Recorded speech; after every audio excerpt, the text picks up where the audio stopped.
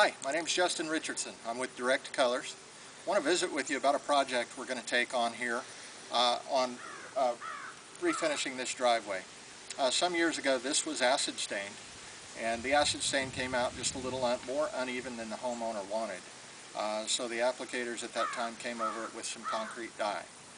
They put the dye down, they sealed it, and the project was pretty well finished. Over time, weathering has taken place, the sealer has broken down, and the dye has started to lift, sort of in an irregular pattern where the sealer is wearing out, the dye is starting to wash out. That's why you see so much splotchiness on this finish.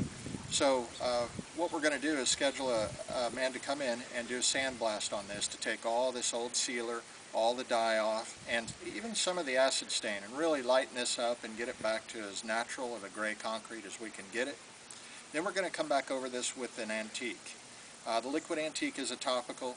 It'll go down on this just fine because it'll be nicely textured from the sandblast.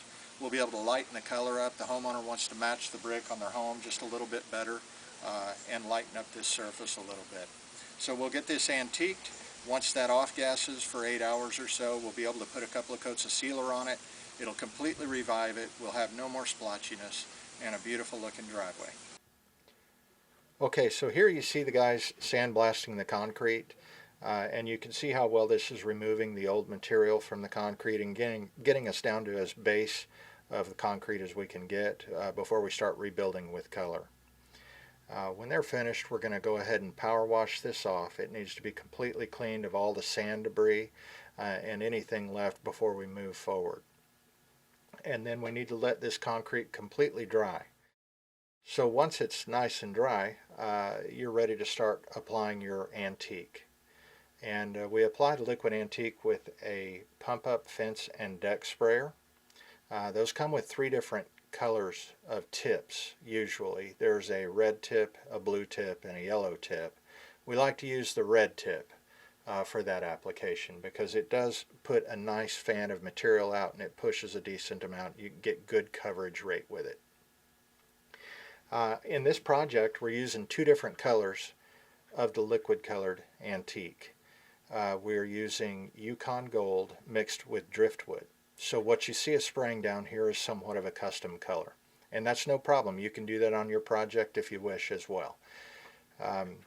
It's loaded into the sprayer. We're applying the material here. You want to get a good saturation and give the pigments an opportunity to settle into the concrete and saturate it with color. And we're going to go ahead and finish out the rest of this driveway with a liquid colored antique. Once this has off-gassed for a good 8 hours, then you're ready to come back and put your sealer down. This particularly was a windy day that we were making our application, so you're going to see a lot of stuff blowing around. We couldn't avoid it. There's some debris sometimes will blow up on the cement or on the concrete that we're putting the sealer on. It was unavoidable. We did the best we could to keep that debris clean and brushed away, and ultimately it did not affect the finish. So we're sealing here with the sprayable satin finish sealer. That is a solvent-based acrylic, and it is an excellent choice for your outdoor projects. It really pops the color because it is a solvent base. It's got a strong odor, but the benefits is it does really pop the color. It lets out very easily, and it blends in nice. We chose to spray this on rather than roll it on. This sealer can be rolled on, but we're spraying here because the topical colorant, the liquid colored antique, those pigments are just resting on the surface, and if you try to roll it, you wind up picking up a lot of your color, and it could give you some undesirable effects like roller lines and splotchiness if you wind up pulling up pigments with a roller.